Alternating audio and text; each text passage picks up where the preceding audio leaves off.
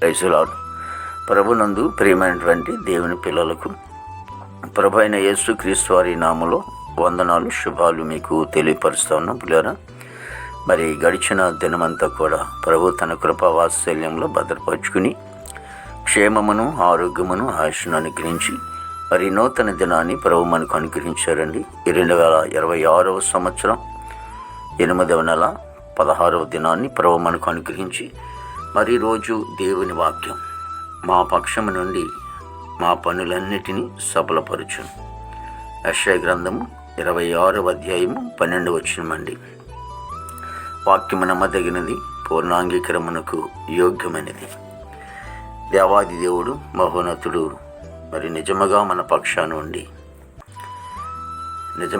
పక్షానుండి అని చదివిస్తున్నటువంటి మాటను మనం చూస్తూ ఉంటాం. ఆ భాగంలో అంటే కొంతమంది చేస్తాను, నీ కార్యాలు నేను చేస్తాను, లేకపోతే నీ పనులను చేసి పెడతాను అని కొంతమంది మాట ఇస్తారు. అయితే మాటని నెరవేర్చలేని వారు ఉంటారు. కానీ దేవుని వాక్యం సెలవిస్తుంది, దేవాది దేవుడు అంటున్నాడు, నిజముగా మీ పక్షానుండి మన పక్షాన్ని దేవుడు ఉంటాడు.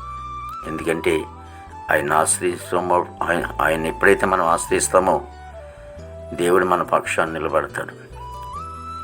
ఎందుకంటే కొన్ని సందర్భాల్లో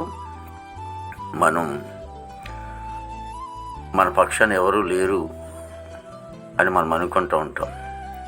చాలామంది ఉంటారు ఉండటానికి, కానీ సమయం వచ్చినప్పుడు మన పక్షాన్ని ఎవరు కూడా నిలబడేవారుగా ఉండరు.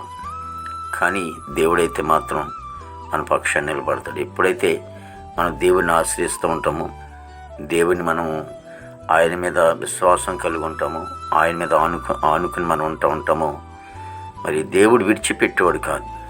విడిచిపెట్టకుండా ఆయన మన పక్షం నుండి మనకున్న పనులన్నిటిని ఆయన సఫలపరుస్తూ ఉంటాడు. మనకున్న అవసరాలన్నీ కూడా ఆయన తీరుస్తూ ఉంటాడు. ఒకవేళ దేవాది దేవుడు మహోన్నతుడి దేవుని సంఘం ఆయన మన కార్యాలు జరిగించేవాడు. కాబట్టి రోజు జరిగే ఆరాధనలో అందరూ కూడా పాల్గొనండి.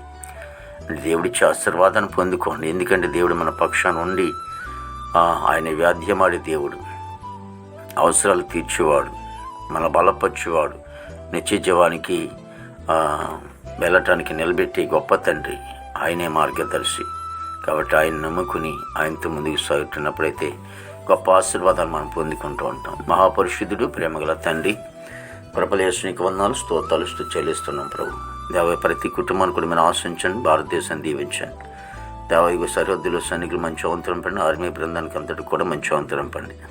దేవాయుగ యవన బిడ్డలందరినీ కూడా యువకులు మీరు రక్షించుకోండి. చెడు వ్యక్తుల నుంచి దూరపరిచి తండ్రి నీతి మార్గం నడిపించుకోండి. ఉద్యోగస్తులందరూ కూడా మంచి ఆరోగ్యం తింపండి. వారు చేసిన ఉద్యోగుల మేసం తోడుగా ఉంచండి. రాకపోకలు మీ సహాయం తెచ్చండి. స్కూల్కి వెళ్ళి బిడ్డల కోసం ప్రార్థిస్తున్నాం తండ్రి. వారి తరగతులు చదివించండిగా మంచిగా చదువుకుని ప్రయోజనాలు కృప తెచ్చండి. రాకపోకలు నీ కాపుదలు ఉంచండి. విదేశాన్ని బిడ్డలకు కూడా మంచి అవంతరం పండి. ప్రమాదేశ పాడి పండినంతరం మీరు ఆశను దీవించండి. హాస్పిటల్ రోగులను స్వస్థపరచండి. జైల్లో ఉన్న బిడ్డలు విడుదలచండి. కోర్టు గోడలు, కేసు గోడలను కూడా కొట్టివేయండి. రక్షణ లేని వారు రక్షణ, మారు మనసు లేని వారు మారుమని తెచ్చండి.